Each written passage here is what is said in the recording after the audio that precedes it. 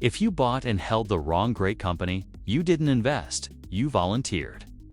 What you're seeing on screen right now are charts of companies like Cisco, Intel, GE, and Disney. Great companies, right? Wrong. These charts represent millions, maybe billions, in lost wealth for men who were told to just buy and hold.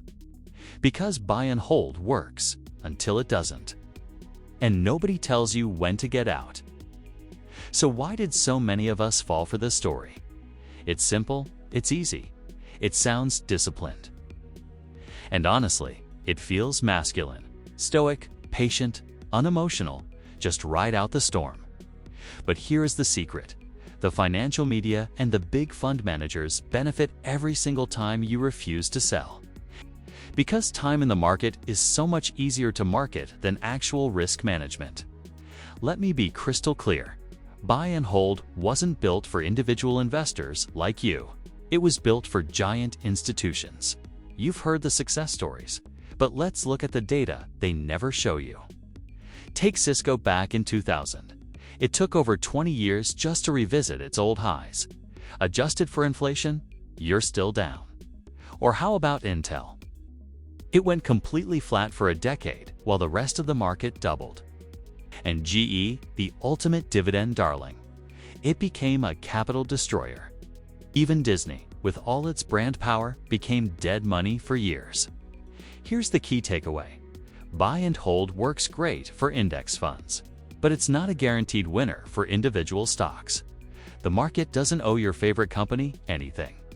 Now, let's talk about the silent killer that nobody ever mentions. Opportunity cost. Every dollar you have trapped in a stock that's going nowhere is a dollar that isn't growing somewhere else. Imagine you put $50,000 into a forever stock that went flat for 8 years. In that same time, that money could have doubled or even tripled in the S&P 500 or the Nasdaq. The biggest loss you suffered wasn't a sudden crash. It was the slow, agonizing bleed of wasted years. Those are years of compounding you can never get back. And this is where it gets psychological.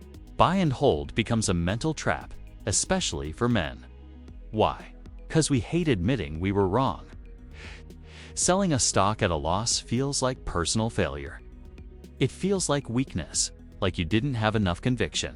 Suddenly, you're not just an investor in a company. The company has become part of your identity. And I'm telling you right now, identity kills objectivity. When you can no longer look at your investment with a clear head, you've already lost. So what does smart money actually do? Do you really think giant hedge funds and institutions hold forever? Not a chance. They are constantly rebalancing their portfolios, rotating between different sectors and quietly cutting their losers before anyone even notices. So why don't you hear about this? Because selling isn't heroic.